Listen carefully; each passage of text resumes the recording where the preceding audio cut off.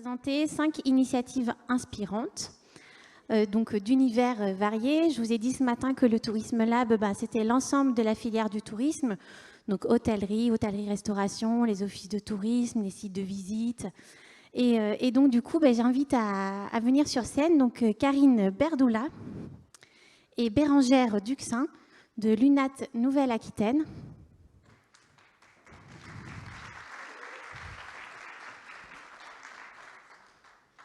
Qui vont nous présenter leur initiative inspirante.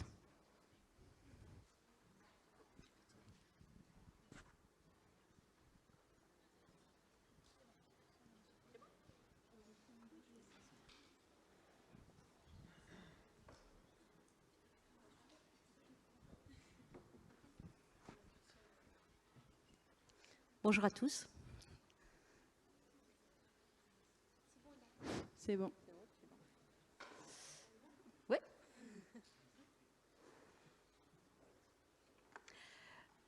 Bonjour à tous. Donc, nous représentons l'UNAT Nouvelle-Aquitaine. C'est le réseau du tourisme social de la région. Donc, on représente des opérateurs qui sont soit des hébergeurs comme des villages vacances, des centres de vacances, des auberges de jeunesse, des centres internationaux de séjour, et des organisateurs de séjours, soit des colos, soit des voyages équitables et solidaires, ou soit des séjours pour les vacances adaptées organisées. Nous représentons sur la région 172 hébergeurs et 31 organisateurs de séjours. On vous a mis quelques chiffres, ce que l'on représente en chiffre d'affaires, en millions de vacanciers. Donc voilà, l'UNAT sur les chiffres 2019, puisque 2020, nous n'avons pas voulu les communiquer parce qu'ils ne sont pas tellement bons. Donc on reste sur 2019 et on espère que les années qui arrivent seront du même style, voire meilleurs. Donc on voulait vous présenter un projet que l'on a mené à partir de février. Le constat, on a eu une réunion et le constat est que dans nos valeurs des vacances pour tous, les étudiants ont souffert de la crise sanitaire. Ils ont été en isolement, en rupture.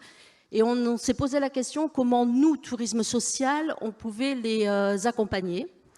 Donc on a réfléchi avec les membres de l'UNAT et on a décidé de proposer des séjours qui prennent un petit bol d'air frais, de 3 jours avec 2 nuits, avec des tarifs préférentiels allant jusqu'à 40% des séjours par nos membres. Et en fait, on a essayé aussi de travailler avec la région et d'autres partenaires pour trouver des aides financières complémentaires. Donc, on a réussi à avoir des aides qui ont été apportées par Vacances Ouvertes, les chèques vacances, donc pour ces étudiants ayant un coefficient de moins 900 €. Et ça a permis, en fait, de faire partir, Bérangère va vous présenter, quelques étudiants. C'est un dispositif qui nous tenait à cœur, malgré les difficultés que l'on a pu rencontrer également, parce que ça s'est déroulé au mois de mars avec encore un confinement, à des limitations de déplacement. Donc on va vous présenter, Bérangère va vous présenter un petit peu les résultats de cette première année que l'on espère va se poursuivre.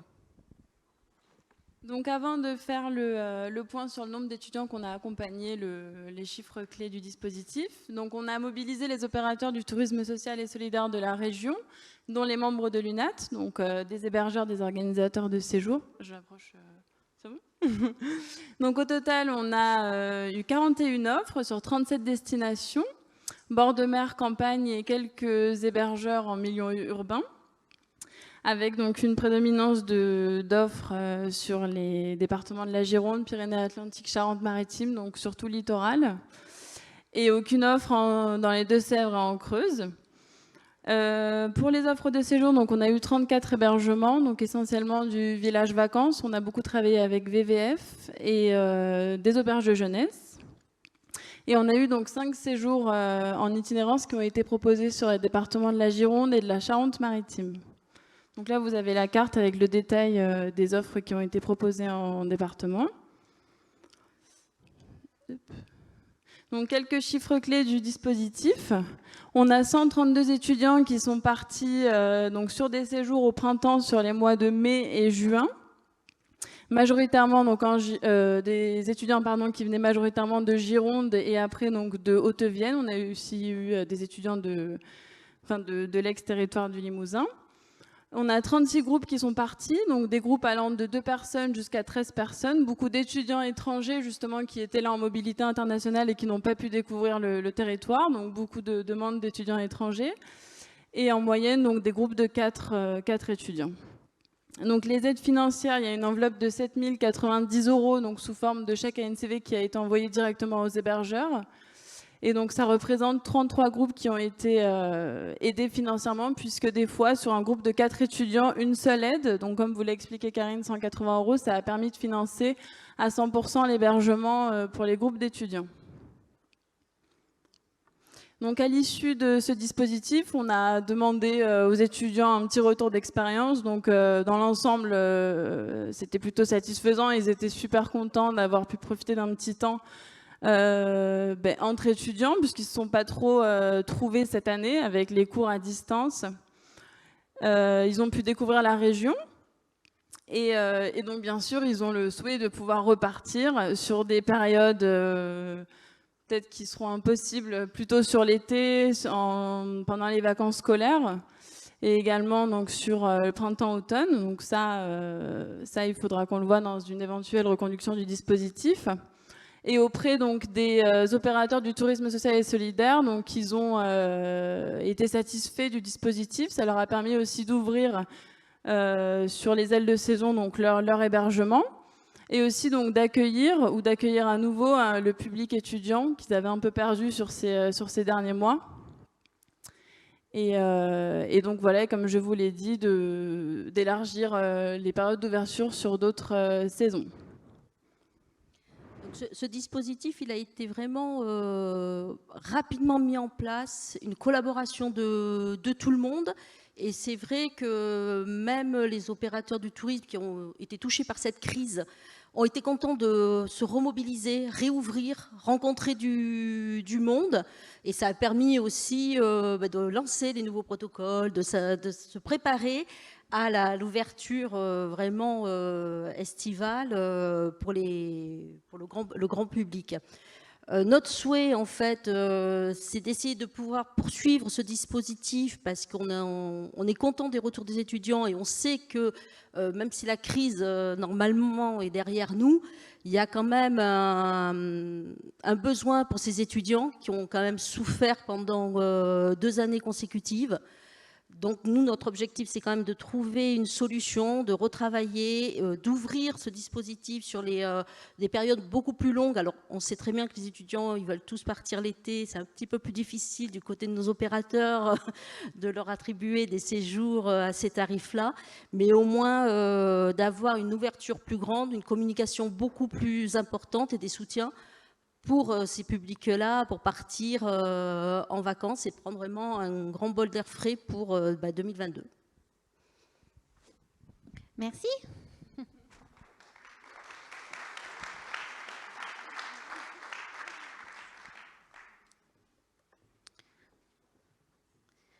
Pour la deuxième initiative inspirante, j'invite Oksana Ekomi à me rejoindre. Donc Laura est absente. Elle va nous présenter ce que l'UMI, donc le syndicat l'hôtellerie-restauration, a mis en place pour le recrutement de personnel de restauration. Vas-y, mets-toi là.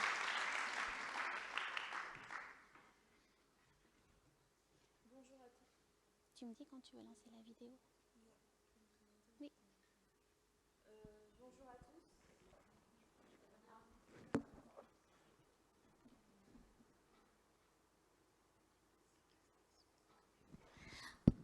C'est mieux. Bonjour à tous, Oksana Ekomi de l'UMI Nouvelle-Aquitaine. Je vais vous présenter l'application UMI Jobs. En premier lieu, en lançant une vidéo qui pourra vous montrer de manière parlante de quoi il s'agit. Anaïs vient tout juste d'arriver à Bordeaux. Elle est barmaid et recherche un job pas trop loin de chez elle. Mais la recherche d'emploi, c'est long. Il faut consulter des centaines d'annonces, écumer les agences d'intérim, et tout ça pour des offres pas toujours adaptées.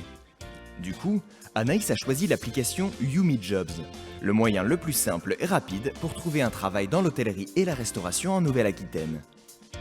En quelques clics, elle crée son profil en indiquant ses préférences et l'algorithme Yumi calcule pour elle les offres d'emploi qui lui correspondent le mieux. Elle n'a plus qu'à choisir parmi sa sélection personnalisée le job idéal. Et en un clin d'œil, elle planifie un entretien grâce à la fonction vidéo depuis l'application. Aujourd'hui, Anaïs est en poste et son patron est ravi. Il pourra le faire savoir à d'autres professionnels en postant une recommandation sur son profil. UmiJobs, trouvez le job qui vous ressemble, dès maintenant. Donc voilà.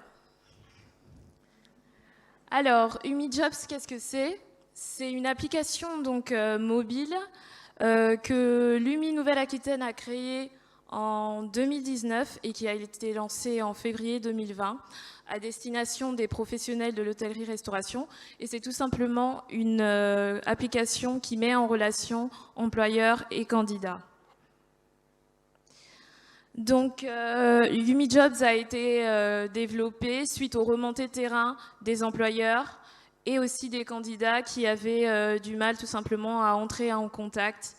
L'application, en fait, a été développée au niveau de la région de Nouvelle-Aquitaine et elle est déployée auprès de nos professionnels de l'UMI, mais également des non-adhérents qui ont accès à l'application et qui peuvent publier des offres d'emploi. En termes de fonctionnalité, l'application UmiJobs, en fait, c'est comme un moteur de recherche, en fait. C'est le quoi, le quand, le où. C'est vraiment basé sur une technologie de géolocalisation. Donc, ça permet de bien cibler le besoin à proximité, de recenser sur la carte les offres d'emploi, de proposer vraiment des profils spécialisés avec les compétences métiers et de pouvoir également faire un match par affinité.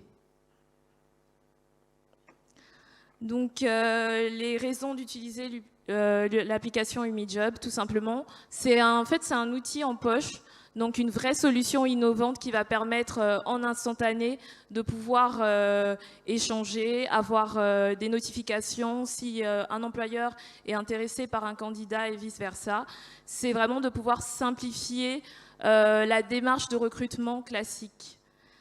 En termes aussi de territoire, du coup, UmiJobs fonctionne beaucoup avec la géolocalisation, ce qui permet en fait d'élargir ou de recentrer son rayon de recherche.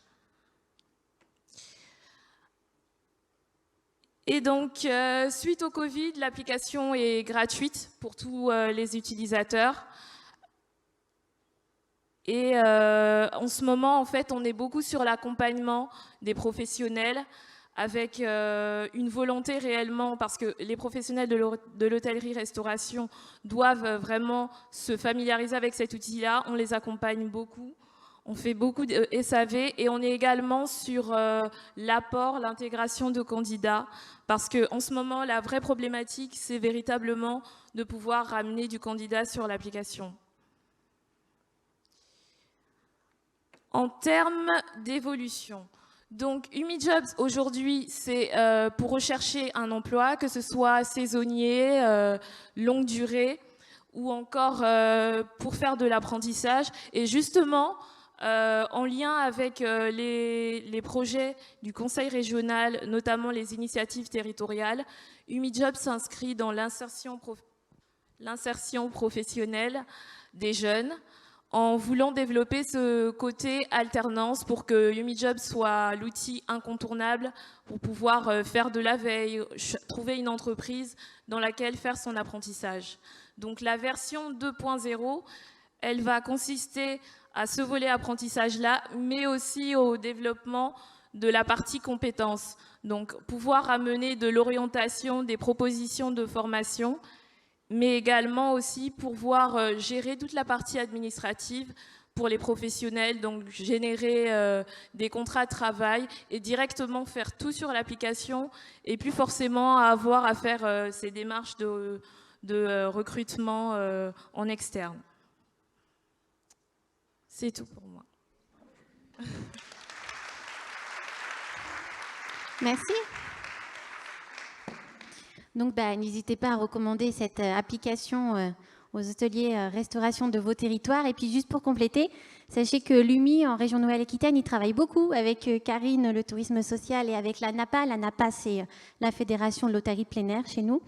Et que donc UMI Job est aussi utilisé par ces acteurs-là. Karine, cet été, il me semble que vous l'avez aussi déployé pour le tourisme social et pour l'hôtellerie de plein air.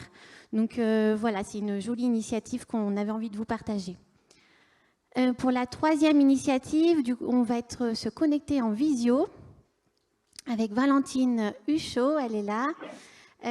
Donc, qui est responsable communication de Yescapa, donc une start-up qui est bien connue en région, qu'on avait accueillie déjà l'année dernière sur les rencontres, qui nous avait un petit peu parlé de comment on pivote pendant une crise sanitaire. Et là, Valentine va nous expliquer un petit peu comment elle travaille avec les destinations et le processus qu'ils ont mis en place au sein de Yescapa.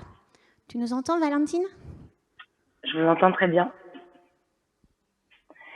Et je m'entends aussi, donc c'est que tout est bon. Bonjour à tous.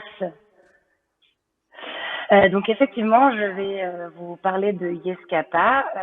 Bon, première chose, c'est vous rappeler rapidement ce que c'est Yescapa. Pour faire très simple, c'est le même principe qu'Airbnb pour les camping-cars, fourgons et vannes aménagées. Le projet de destination tel qu'il est aujourd'hui vient à l'origine d'une première réflexion qui s'est faite justement avec Marion, qui est notre hôte aujourd'hui dans le cadre du Tourisme Lab, sur quelles étaient les possibilités de collaboration avec un territoire, entre Yescapa et un territoire. Les échanges sont partis de là. On a évoqué pas mal de pistes, et c'est vrai que ça a vraiment été du coup Marion, acteur de la première graine de ce projet chez Yescapa, qui a vraiment pris son envol quand on nous a parlé de l'appel à projet TINA pour tout le monde, donc tourisme innovant en Nouvelle-Aquitaine. On avait envie de faire quelque chose, mais on n'avait pas forcément donné la place. Et la mise en avant de la subvention pour nous, ça a été vraiment le déclencheur qui nous a permis non seulement de clarifier les contours du projet qu'on souhaitait développer, d'en poser les fondations, mais aussi de commencer à y envisager les briques qu'on pourrait intégrer au fur et à mesure de ce projet. Donc, on a monté ce dossier et dans le cadre justement de la complétion du dossier, on a signé nos 4 premières conventions de partenariat et ou intentions de partenariat avec 4 partenaires de structures touristiques en Nouvelle-Aquitaine.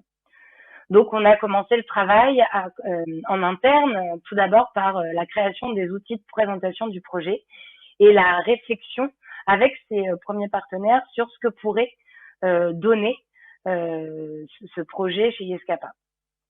Il a été articulé autour d'une action principale qui est vraiment le cœur de notre projet, qui est la création d'un itinéraire de découverte du territoire pour les utilisateurs de Yescapa, créé par les partenaires touristiques directement, et qui serait ensuite hébergé sur le site de Yescapa en échange d'une prescription de Yescapa sur le site du partenaire. Voilà l'action cœur de projet. Les bénéfices identifiés pour Yescapa, c'est très simple, c'est que pour nous, un camping-car sans destination, c'est pas une expérience. Donc, on a voulu vraiment pouvoir s'appuyer sur la connaissance, l'expertise et la légitimité des structures touristiques.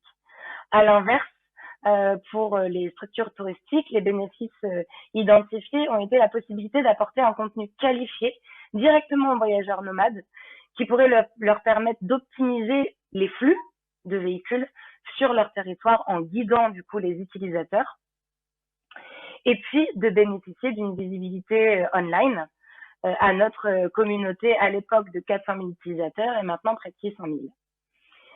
On a commencé tout de suite à travailler avec les premiers partenaires engagés dans le cadre de la subvention. Et puis, très vite, on a également pu identifier nos premiers freins. D'une part pour Yescapa et d'autre part pour les structures touristiques. Donc, chez Yescapa, le premier gros frein était que le produit était en cours de développement et ça manquait clairement de concret, de visibilité, de vision pour les partenaires. Ensuite, pour nous, ce projet, en fait, était un projet secondaire qui était mené en parallèle de... Je fais venir Tom, c'est ça? Ah oui, allez. Quoi, ça vous plaisait pas là? Je comprends pas. Bon, alors du coup, on va passer à l'autre initiative inspirante. Je pense qu'on va récupérer Valentine après. Hein, Jérôme, c'est bon, on la récupère après? D'accord, il me fait que des trucs comme ça. Ils sont contents, Géry, en régie. Alors Tom, où est-ce que tu es? Ah, voilà. Alors, Tom Camine de Ciblou Village. Donc, c'est une grande chaîne d'hôtellerie plein air. Il vient boire avec moi. Hein, tu vas pas me laisser tout seul. C'était très féminin jusqu'à présent. On n'a pas eu de remarques. Là, ça y est, on a un homme sur le plateau. Du coup, Ciblou Village, tu vas le présenter, Tom. Mais du coup, c'est une grande chaîne d'hôtellerie de plein air. Et du coup, Tom, au sein de Ciblou Village, ils ont imaginé une initiative inspirante dont il va vous parler.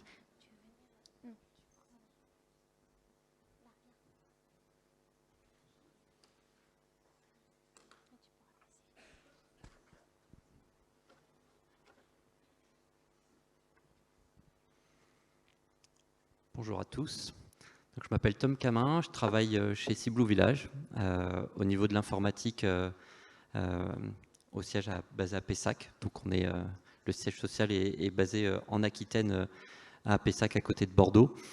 On a un groupe d'hôtellerie de plein air résidentiel, 25 villages en France dont 3 aux Pays-Bas, enfin 25 villages au total. 3 aux Pays-Bas dernièrement, puisque ça fait 2 ans qu'on a commencé aussi à s'étendre sur ce nouveau pays.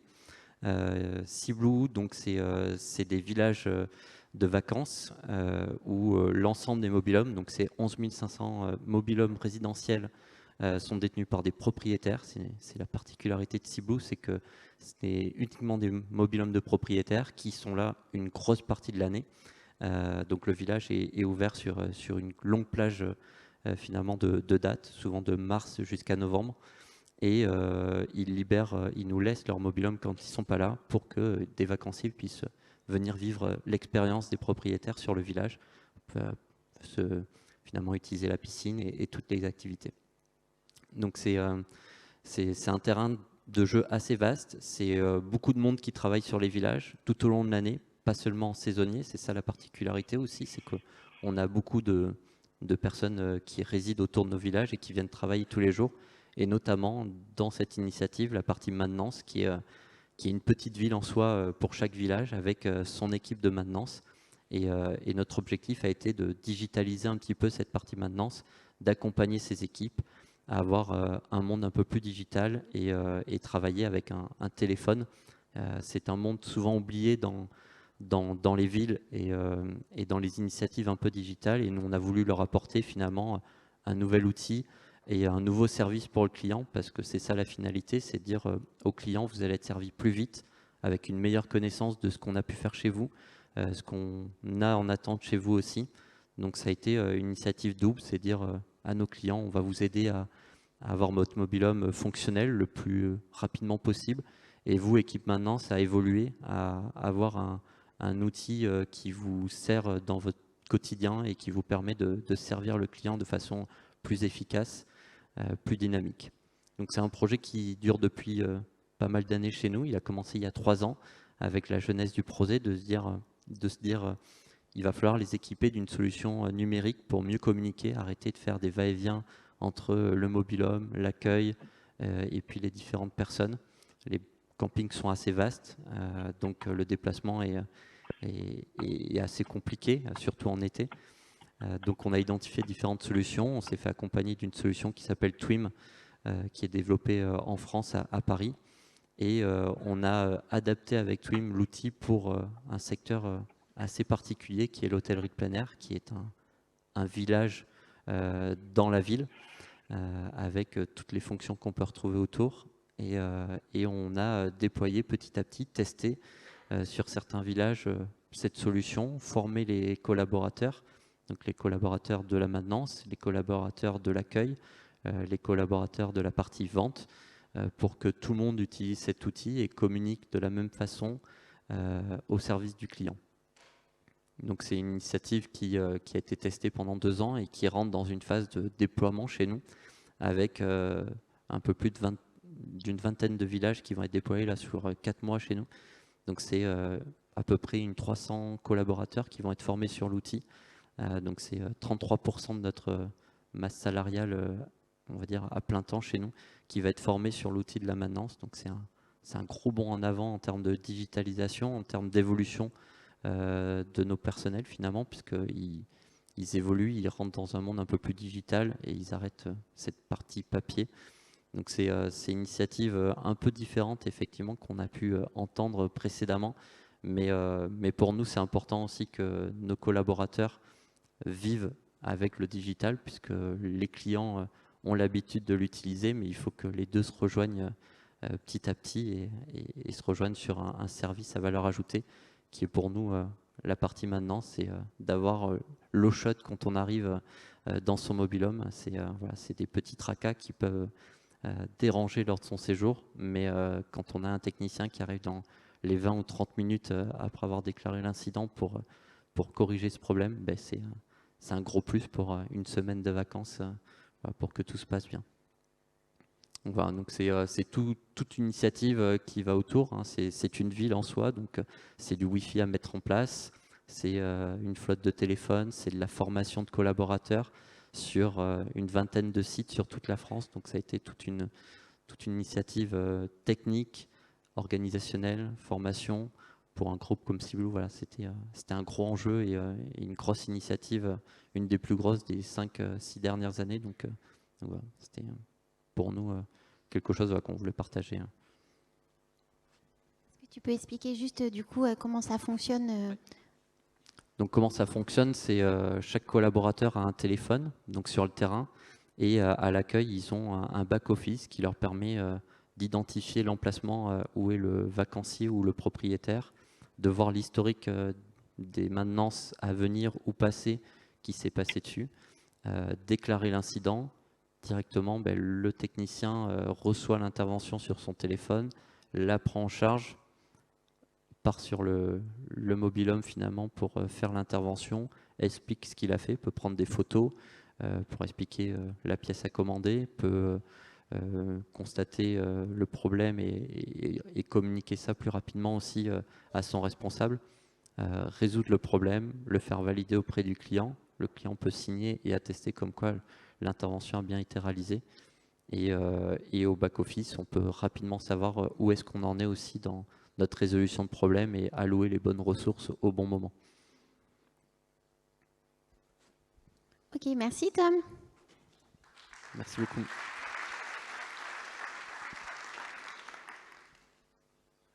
Ah, revoilà Valentine. Tu nous entends? Là, vas-y, parle. J'ai entendu rire, je pense que vous m'entendez. Ah, c'est bon. Ouf, ouais, je l'avais belle. Hein. Mais au moins, on aura fait rire l'audience. C'est déjà pas mal. Mais ce qui m'inquiète, Valentine, c'est que l'année dernière, tu nous as déjà fait ça. Donc moi, je suis inquiète pour une 3e édition. Comme on dit jamais 203, Et je suis je me dis... désolée.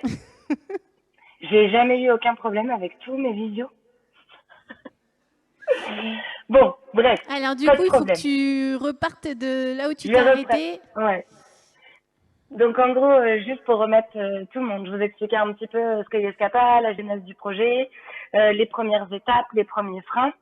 Et puis j'en étais à du coup après l'identification de ces premiers freins, comment on continue d'avancer. Et donc du coup, on a choisi de continuer notre travail de développement en interne et puis de rechercher de potentiels nouveaux partenaires. En ayant l'Aquitaine comme territoire toujours prioritaire dans le cadre de l'appel à Projetina. Et puis nous avons pris nos premiers contacts en dehors d'Aquitaine lors des ET 15 de 2019. Nous avons aussi pris le temps à ce moment-là de prendre des conseils sur notre mode de travail auprès du conseil régional, de la mission touristique du conseil régional et de la MONA, pour du coup nous aider à ajuster notre façon de fonctionner, d'échanger avec les structures touristiques, être plus séduisant et attractif. Donc on a bien amorcé le travail, on avait des beaux contacts sur le feu. Et puis, il y a eu le Covid, donc on va, je vais pas vous refaire le chemin. Tout le monde a vécu la même chose à différents niveaux. Donc, de nouvelles difficultés, encore plus compliqué de faire le focus sur ce projet du contexte puisque tout le monde avait d'autres impératifs. On a profité de ce moment-là pour faire un nouveau travail suite au conseil de la région et de la MONA justement sur nos documents de partenariat et avancer le développement du projet en interne en faisant le focus uniquement sur notre action cœur de projet dont je vous ai parlé, donc cet itinéraire, et en laissant toujours la porte ouverte aux éventuelles autres actions en fonction des envies et des capacités d'investissement de chaque collaborateur. J'en arrive à notre dernière partie du coup qui est le post-Covid, ou en tout cas la lumière au bout du tunnel, qui est que nous avons mis en ligne fin du printemps 2021 nos premiers itinéraires. Donc on a donc aujourd'hui 7 itinéraires en ligne dans l'onglet Nos destinations sur le site Yescapa, donc 4 de Nouvelle-Aquitaine. On est assez fiers. On a amorcé un travail sur un post-mortem qui est donc vraiment l'idée de faire un vrai bilan de tout ce qu'on a rencontré sur les premières étapes de ce travail pour mieux appréhender la suite du projet et apporter les meilleures améliorations. Et derrière, pouvoir définir justement le cadre prioritaire de ce projet pour Yescapa, car il l'est, et également mettre en place des objectifs de rendu attendus pour nous permettre d'être plus réactifs et de donner à ce projet vraiment l'investissement et les avancements qu'il mérite. On en a profité pour aborder les premières réflexions sur le développement de ce projet à l'international, car Yescapa est présent en France, mais pas seulement, dans 7 autres pays européens en marché particulier à particulier, et 25 au total. Et nous avons également fait partir la semaine dernière notre première action presse sur ce projet et ses collaborations pour essayer de donner de la visibilité au projet et de séduire de potentiels nouveaux partenaires. Pour conclure, voilà, je veux vous dire que Yescapa est très fier de ce projet et conscient des efforts qu'il reste à produire pour lui donner l'envergure qu'il mérite. Et je voulais m'adresser d'une part aux startups. Si ça fait partie de vos envies ou de vos potentiels développements d'envisager des collaborations avec les institutions publiques, touristiques, allez-y, puisque c'est un vrai challenge très formateur et qui nous a donné, en tout cas à nous, Yescapa, envie de pousser encore plus loin ce travail. Et si vous êtes une structure touristique et que notre projet a éveillé un petit peu votre curiosité, n'hésitez plus et contactez-nous. Merci. Merci Valentine. Merci. Du coup, pour en savoir plus sur le projet, sur Yescapa, sur le site internet, il y a une page qui décrit tout ça. Ouais. Exactement. yescapa.fr/no-destination au pluriel. Vous retrouverez les 7 premiers itinéraires en ligne et vous pouvez voir exactement à quoi ressemble le rendu final de cette collaboration. Et juste pour compléter, ce matin, on parlait d'expérimentation. Vous vous souvenez, on disait que l'expérimentation prenait parfois des années. Et je crois, Valentine, ce projet date déjà de 4 ans. Donc, comme quoi, voilà, ça a mis du temps pour germer, pour travailler avec les destinations et pour arriver aujourd'hui à un déploiement sur des territoires. C'est ça, exactement. 2017, première réflexion. 2018, appel à projet. 2019, premier développement. Et puis, bon, les années Covid n'ont pas aidé, mais on ne lâche rien et on continue. Merci à tous pour votre attention, malgré les couacs techniques. Merci Valentine. Merci à vous. Bonne continuation. Et donc, pour notre dernière initiative inspirante, c'est aussi en visio, presque j'ai peur de dire ce mot. Donc, nous allons accueillir Patrick Rosset. Oui. Bonjour Patrick, qui est le président de Roule ma frite 17. Exact. Voilà. Donc, je suis président depuis à peu près 1 an et cette association a été créée en 2007 avec une idée de pouvoir recycler l'huile usagée des restaurateurs. En fait, la première année, on a fait On a fait 10 tonnes avec 50 restaurants et en 2020, on a fait 100 tonnes avec 300 restaurants. Donc on a bien progressé. Au début, on a eu droit à faire une expérimentation avec l'accord du ministère de l'écologie et du ministère des Finances et de l'Industrie pour faire du carburant. On a fait tourner le petit train de Saint-Trojan à l'huile de friture. Et puis on s'est aperçu qu'en fait la réglementation pétrolière était très contraignante et on a abandonné ces idées-là. En fait, c'était quand même très sympa parce que dans les restaurants, on avait mis le slogan aux enfants avec vos frites, vous mangez des frites à midi et cet après-midi, vous allez rouler avec le petit train. Grâce à vous, vous allez pouvoir rouler. Et puis maintenant, nos projets, on travaille en convention de moyens on travaille en convention avec les CDC d'Oléron, de Marennes et puis l'agglo de Rochefort. Et puis on intervient sur les territoires de Royan, de Saintes et de La Rochelle.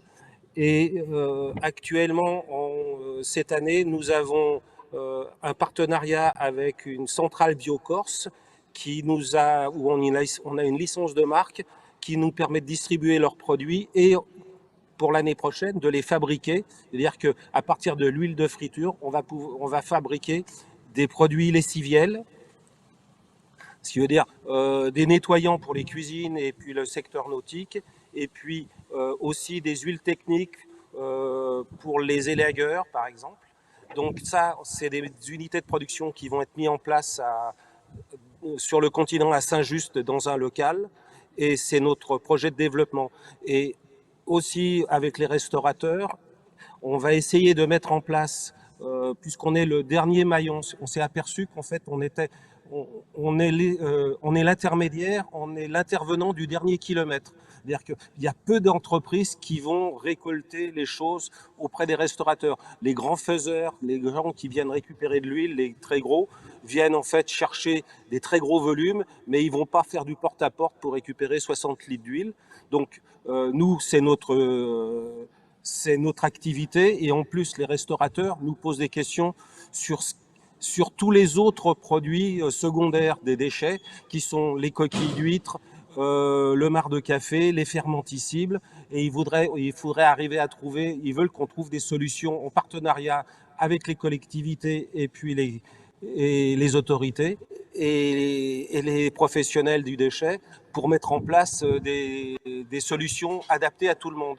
Et donc on est en train de voir avec l'ADEME pour mettre en place des armoires de tri dans les restaurants qui permettraient en fait d'avoir dans un espace très réduit en fait nos bidons d'huile, des bacs pour les fermenticibles, des bacs pour le café, des bacs pour le liège, et puis après pour les cartons. Et nous, on peut tout récupérer d'un coup, et après sur une place dédiée où on peut faire du regroupement, les gens viendraient chercher les déchets et ça permettrait de faire de la concentration.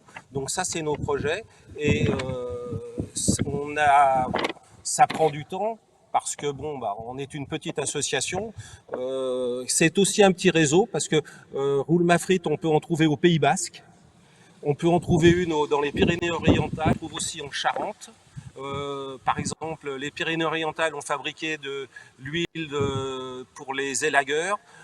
En Charente, ils fabriquent des allumes barbecue, par exemple, toujours à base d'huile de friture. Donc c'est vraiment quelque chose de solidaire et c'est un réseau et on se passe les informations pour arriver à avoir du développement. Mais en fait, on veut être, le but de Roule, c'est d'être des structures. C'est-à-dire qu'on peut, l'intérêt, c'est d'arriver à dupliquer ça dans des bassins. C'est-à-dire que la matière première, on la trouve tout le long de la côte atlantique, parce qu'il y a des moules frites, il y a des restaurants qui font des moules frites du nord au sud.